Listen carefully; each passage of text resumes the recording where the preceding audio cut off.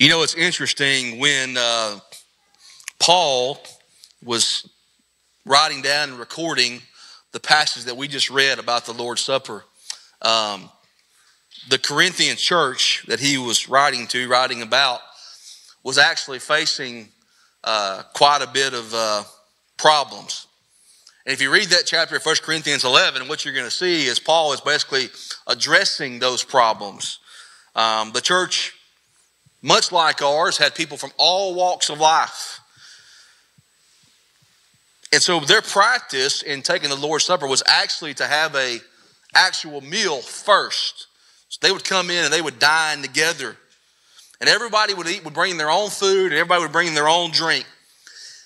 And you'll see if you read that this eventually leads to a problem. It leads to a division amongst the people of God. Because the rich or the wealthier people would bring more food and better food, and the poor folks wouldn't have hardly anything. Now back then they didn't have physical church buildings. They met in homes, right? And so not only that, the wealthier folks would end up having and taking, eating a feast, and then also eventually partaking in the Lord's Supper in a dining room inside the house. And then eventually you'd see the poor folks, they'd be kind of shoved out and pushed out to the courtyard. And so Paul is addressing this in 1 Corinthians 11. He's taking issue with the fact that there's a division amongst the people. But he's also taking issue with the wealthier folks that would come and basically they would just gorge themselves and overindulge themselves in food, even to the extent of getting drunk. And Paul says, that's not what this is about. You guys are missing the point. You know, I was reading on the internet yesterday, and you know everything you read on the internet is true, right? So there were some researchers that looked at 52 paintings of the Last Supper. You guys have seen the famous Last Supper paintings. How many of you guys have that in your house somewhere? Probably a lot of you guys. So some researchers looked at 52 paintings of the Last Supper, or the Lord's Supper, but the picture from the past 1,000 years, and found something that's pretty interesting. They used technology to measure the food and the size of the plates of the food and in the paintings compared to the size of the disciples' heads in the picture, okay? And so turns out over time, the meals in the paintings got a lot bigger and bigger and bigger. The meal size, according to technology, actually grew by 69% over the course of 1,000 years of this painting.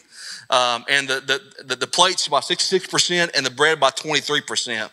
So today, I say that, and I tell you that this morning we're going to have some fun talking about a gator, a subject that I believe is often overlooked in church. Actually, I don't think I've ever heard a pastor talk about this subject in person. Like I've never been to a church and heard this subject talked about in a church service.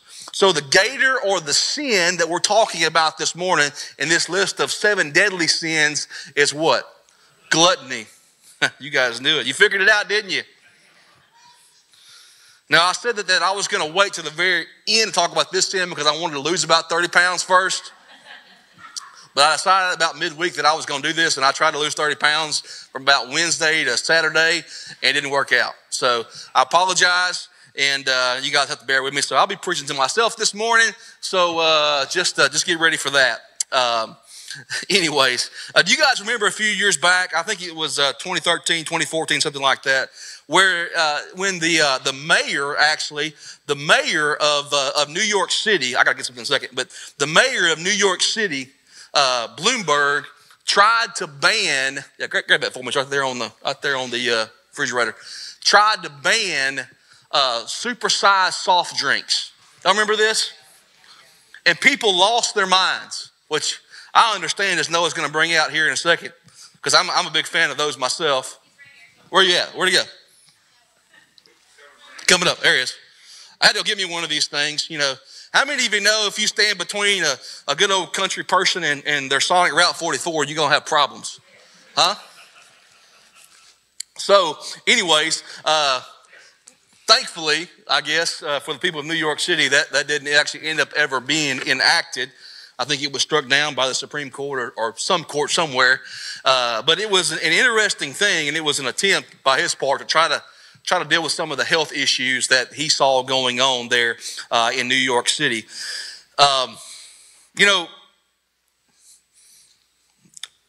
Should I really step on some toes this morning? I don't know if I want to do this or not.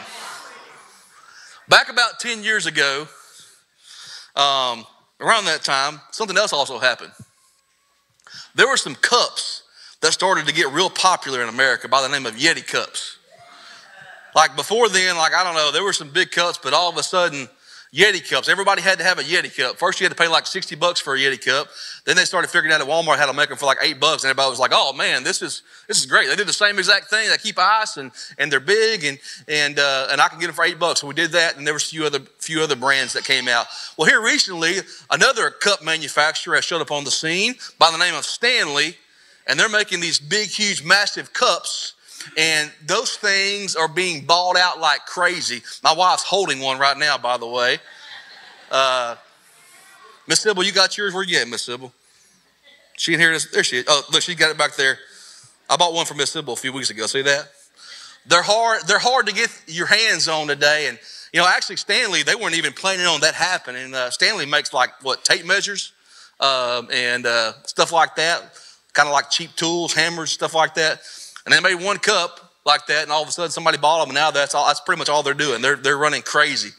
It's pretty indicative of the culture that we live in, that those things are selling out like crazy. I love my Route 44. I love my big cup. I love big portions. The portion size of meals that we have when we go to a restaurant that's not normally a fast food restaurant, but when you go order at a sit-down restaurant, it's pretty crazy. How many of you guys are like me? When it's on your plate, you're going to eat it. Like it's going to be gone. Even if you're not hungry, you're going to eat it. Yeah. Now, a lot of you ladies, I know this. You order stuff, and you eat about a third of what's on your plate, okay? The portion sizes are just nuts in America. And it's not like this in other countries. And then we have this concept of comfort food. You guys heard that? What is comfort food? What is that? I looked that up, and basically the term comfort food refers to any food that's enjoyable or food that you might enjoy at home. The best thing about Christmas getting over is that them deadgum little Christmas tree, little Debbie cakes are gone now for about, 8 or 9 months. So I ain't got to deal with them anymore. But comfort food, you guys know what that is. It might remind you of good memories, and it satisfies you in a way that you feel like nothing else can satisfy you. For some of us in childhood, we have memories of certain foods that we would eat, and when we eat that, it kind of brings us to a point to where we can feel like we've been satisfied. The reality is this: many of us, if not all of us, on some level here in America, have an unhealthy relationship with food, struggle with overeating, and for some of us, we have learned to turn to food as a solution to our emotional distress. And we don't even realize that we're doing it. It's just so easy to walk in there and grab something when you're stressed out, and it kind of takes the edge off for a minute. In that, what's happening is food is becoming an idol in our lives. We start depending on it for satisfaction. And instead, God desires that we depend upon Him for that satisfaction. This sin of gluttony, I would tell you, I believe is the most overlooked sin. Billy Graham, the famed evangelist Billy Graham says this, that gluttony is a sin that most of us commit, but few of us mention. This is good timing because a lot of us by now, that's what's January 21st today, stats show that most of us have broken our New Year's resolutions by about January the 15th. So here we are today. Probably a lot of us have fallen off the wagon already with our so-called diet plans that we had at the beginning of the year. So today, if you're one of those skinny people in the house, you have the Sunday off. Not really. Nice try. We shouldn't necessarily assume that just because someone is overweight, that they're gluttonous. They could be. They could have other health issues. Plus, there are some of us that don't look overweight that can be just as gluttonous, maybe without even realizing the harm that we're doing to ourselves because it's not showing up just yet. How many of you know it will show up at some point? Huh? I always wish I'd be one of those persons that can just eat, and never would show up. I'm not that person. I hadn't found a pill to make that happen yet either. Nothing has worked. So when we talk about gluttony, I think we're going to see in this message that all of us are lumped into this in some form or fashion. When we think about gluttony, we primarily think about food, and that in a lot of ways is what it is. That's correct-ish. Gluttony is overindulgence in food. When we go back to the garden in Genesis, the story of how we were all created, the story of how the world came to be and how humans came into existence. In Genesis 3, we read the story of how sin entered into the earth. Adam and Eve is dealing with this serpent. And we see in Genesis 3 verse 1, the word says the serpent was the shrewdest of all the wild animals. The serpent was the devil. The Lord God had made. And one day he asked the woman Eve, did God really say you must not eat the fruit from any of the trees in the garden? Of course, we may eat from the trees in the garden, the woman replied. But it's only the fruit from the tree in the middle of the garden that we are not allowed to eat. And God said, you must not eat it or even touch it. And if you do, you will die. So here we have all this fruit, all this good food in the garden. They have so much available to them food-wise, but there was one tree that God said, you can't eat of. And we know the story is they did. They committed that first sin. And we've said this, that through this series, we've already said this, and we say it once again, that yes, the first sin in the Garden of Eden was a sin of pride. Because ultimately when Adam and Eve ate of that tree, they were saying, I know better than God. I don't need God. I'll be my own God. But also in another sense, the first sin in the Garden of Eden was a sin of gluttony. You know, the crazy thing about it, and I guarantee you this is how it worked. If I told you and I was God and I said, listen, you guys can eat for the rest of your life for free at any restaurant in Tyler County, but you can't eat at Whataburger. That would drive you crazy. It would. Even if you don't like Whataburger, you may say, I don't even like Whataburger. I guarantee you, after a period of time, you'd be like, oh my gosh, I just need some Whataburger. What is that inside of us that's that way? It's not just with food. It's with a lot of situations. God says, hey, that should be off limits. That's bad for you. And something inside of us automatically starts wanting that and starts craving that. One other example of that would be like the bad boy syndrome that ladies have sometimes, right? Guys have it too a little bit. You know better than to be with that person, right? You know better. But something inside of you can't stand but want to go after that person. Even though everything around you and everything in your brain says, hey, that's a bad choice. That's a bad idea. That's how we are. So I would modify the definition of gluttony a little bit to expand it past just food. I would say this, that gluttony is an excessive desire for more.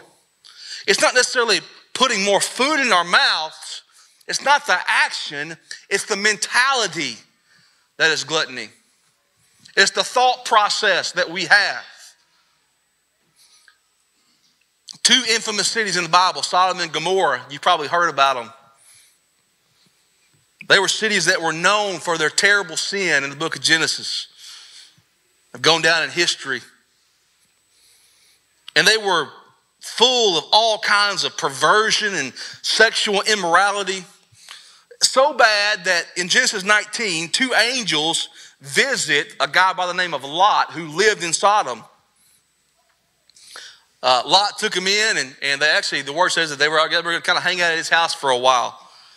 But the men of Sodom were so perverse and so terrible that they began to surround Lot's house as they and demanded basically to have those angels come out and have sexual relations with them.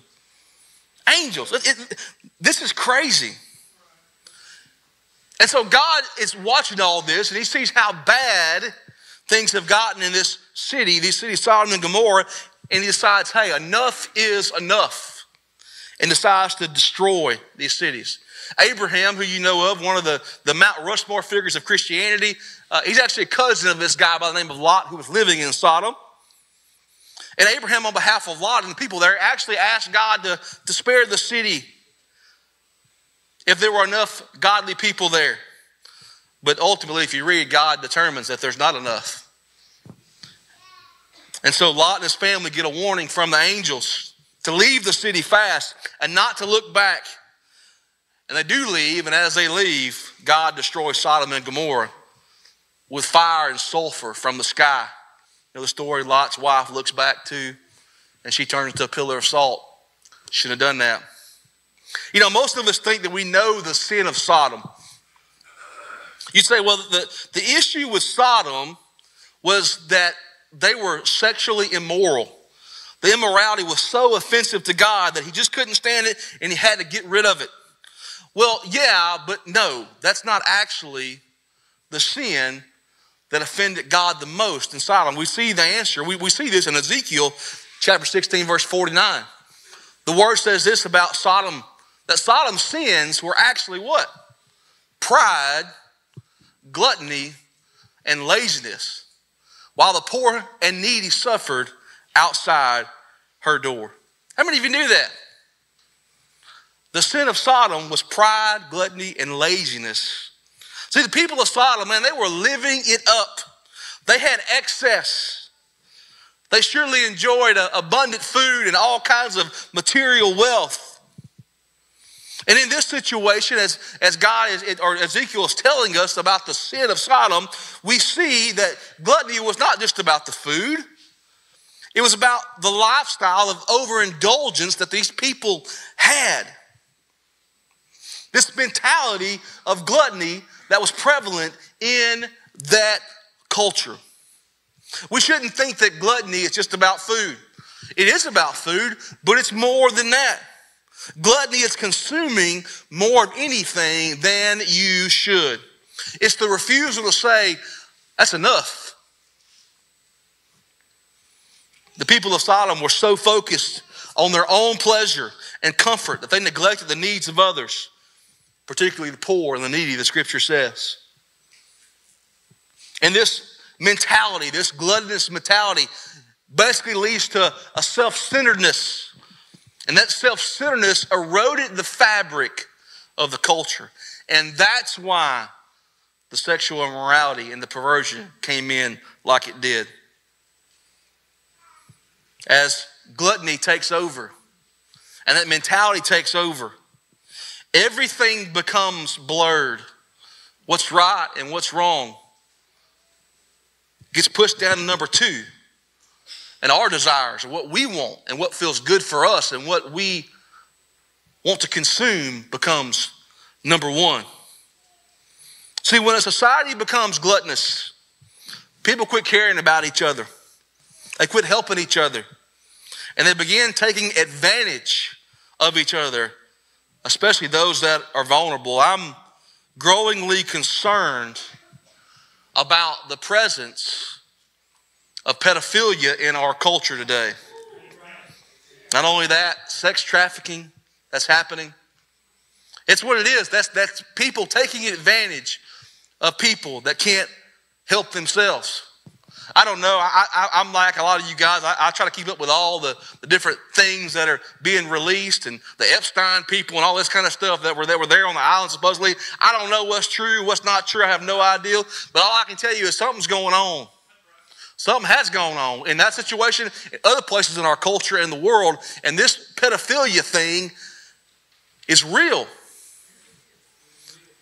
And it's scary. But I would point back to the fact, and I would point you to the realization and understanding that it is here because of the gluttonous mentality that we have in our culture. We live in a consumer culture, and it's just nuts. We're just driven in our society by excess, and overconsumption is just celebrated. You know, it's in our face. Internet advertising, man, they have gotten so good. If you're on the internet, they've learned how to show you exactly what it is that you can't resist, haven't they? You look at something one time that you're interested in buying, then for the next year of your life, you're going to see advertisements on Facebook or Twitter or TikTok or whatever about that certain thing. The algorithms have gotten so sophisticated that it's scary. Privacy concerns. I don't know about you, but there's been a couple times where I have gone into a store and picked up a product, okay, and put it back into the case of the store and walked out, and then about 20 minutes later, I look on my phone, and I'm getting advertisement for that exact product. How did that happen? Maybe some of you guys know. That blows my mind. Privacy is out the window. It's all about making that sale and getting you to consume a product.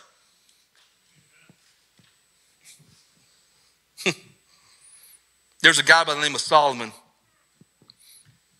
that basically was the wisest man to ever live. Solomon was a king. He was David's son, one of the great kings of Israel. But he had some issues. He had access to anything he ever wanted. And God offered him that first off, and he made a wise choice, and he chose wisdom.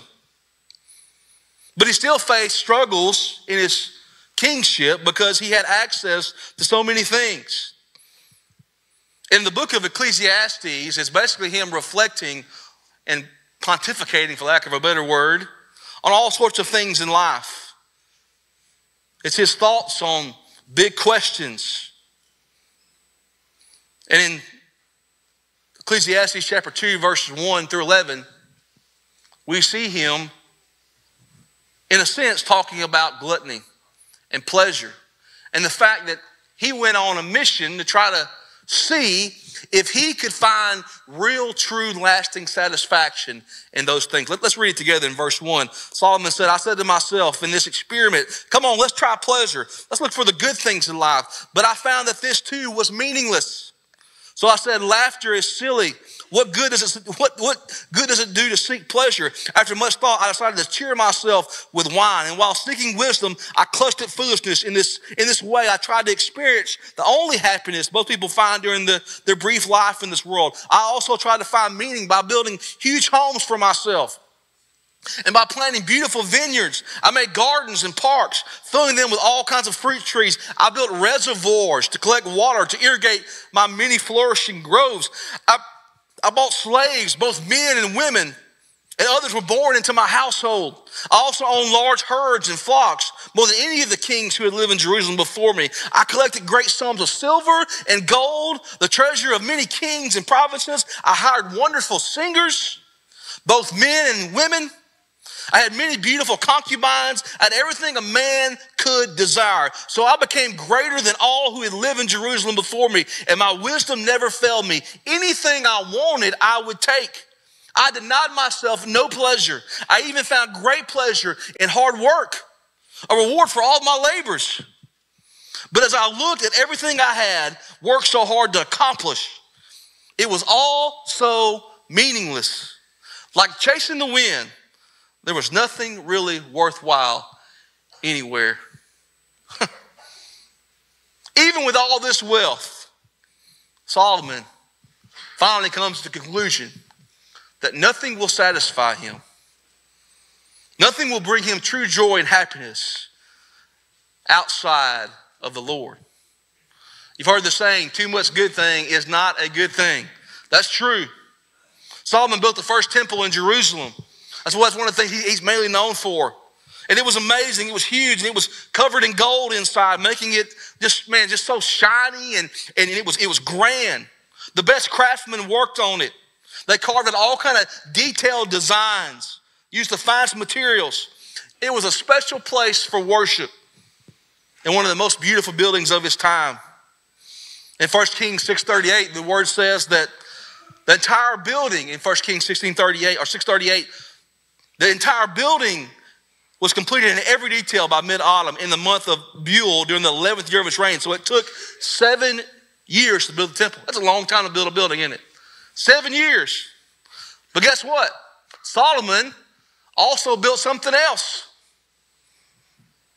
1 Kings 7:1, look at what it says. Solomon also built a palace for himself, and it took him 13 years to complete the construction. Solomon was so gluttonous that he spent more time and went bigger building his own house in the temple of God. And what do you think that communicated to God? You know, he cared more about making his house look great and showing off his wealth than focusing on God's house. Today we have all sorts of forms of gluttony. Think about alcoholism, drug abuse. That's what that is. That's gluttony. Too much of a good thing isn't a good thing. Addictions, consumer-driven gluttony. How many of us have things coming to our house every day from Amazon? We can't even remember what we bought. Huh? Like, what's that again? Oh, yeah. I did order that like 5 days ago. Didn't even really need it. As we close today, I want to give you 3 things. 3 E's to overcome gluttony that I think will help us in our quest to do this. First off, the first E is enjoy. Enjoy. Slow down and cherish what you have. Man, I don't know about you, but when I get some good food in front of me, like a big old filet mignon steak, medium, cooked, medium rare, I eat that thing so fast, I can't even enjoy it. That was stupid. Why did I do that? Slow down and enjoy what you have. Not just food, but slow down. Think about what you have, man. Think about how blessed you are. Enjoy. The next E is examine. Reflect on what it is you really need. Not your desires and your wants. Your needs. It's okay to have nice things and want to have good things. I'm not preaching against that. But reflect on what it is you really need and what it is you desire and whether those desires are going to bring good to your life or going to bring harm to your life. And the last thing is exercise. And I'm not talking about exercise necessarily and going to the gym or going to a treadmill. Yeah, maybe we need to do that. But exercise self-control in your life. One of the tools that God introduced to us, I think, to combat gluttony no coincidence, we overlook gluttony. We also overlook this one. It's the discipline of fasting. We should be fasting as believers. Yes, fasting from food, but anything that has a hold on us, we should fast from. What if I told our church today that I wanted all of us to go on an Amazon fast, and for 2 weeks, nobody could buy anything from Amazon? Some of us would lose our minds. Huh? Think about it. Here's another big problem with gluttony as we close today. Gluttony causes us to waste stuff. And ultimately, as we become so consumed with gluttony and all the things that surround that, gluttony will lead us to waste our lives. Don't waste your life. That's the most precious commodity you have is time. And you can't go to Amazon and buy more of it. See, when I overindulge myself, at the end of the day, it doesn't really make me feel any better, does it? Actually, often it makes me feel worse. Because now I got to pay for that. or now I got to sit there and just be full for a while and be sick to my stomach because I ate too much. Whatever that looks like for us. It doesn't make me feel any better. So we close today in John chapter 4. Jesus makes a pit stop in Samaria on his way to Galilee. He'd been journeying all day, and he takes a break. And he rests by Jacob's well in Samaria. And he encounters a Samaritan woman there. And he initiates a conversation with her. He asks her for a drink of water. Hey, will you give me a drink of water? And she's shocked because this request is not normal in this culture. It broke all kinds of social norms of this time because typically Jews, like Jesus was a Jew, would not interact with a Samaritan person, especially a Samaritan woman. But Jesus is setting the stage for a deeper spiritual dialogue that he has with this woman. And ultimately, I believe he's going to have with us today. In John 4, verse 13, Jesus says to her, listen, woman, person out here this morning, everyone who drinks of this water will be thirsty again, but whoever drinks of the water that I will give them will never be thirsty again. Never be thirsty again. The water I will give him will become in him a spring of water welling up to eternal life. And the woman says, sir, give me this water, and I won't be thirsty or have to come here to draw water. Let me ask you a question this morning. What are you hungering for? What are you thirsty for this morning? We bow our head and close our eyes and have the lights come down here in the house. The band's going to sing a song for us. Our prayer team's going to be stationed around the room.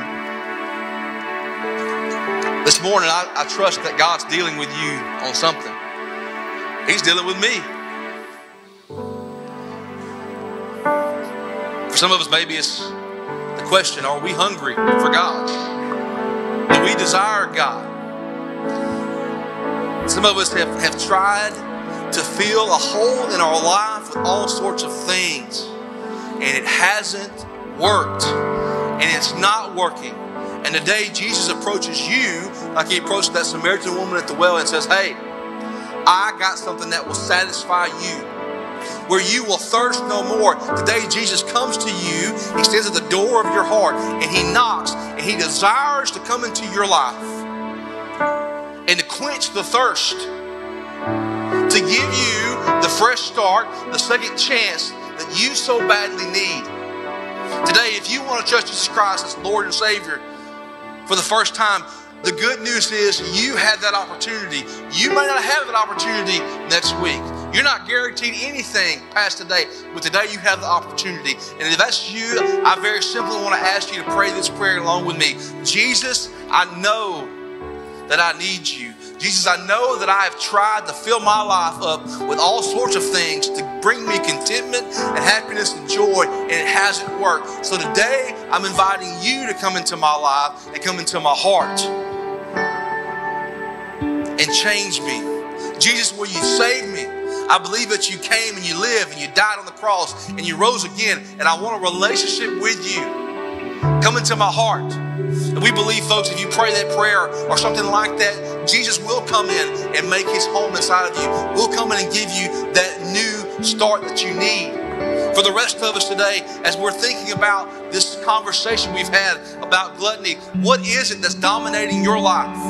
What is dominating your thoughts? What are you chasing after and hungering for so bad that you really don't need to have? What is God speaking into your life this morning? I want to invite us all to stand in this room. As we sing this song, if you need to make a move, you need to have prayer with somebody, there are folks around this room on the front and the back corner that would love to pray with you.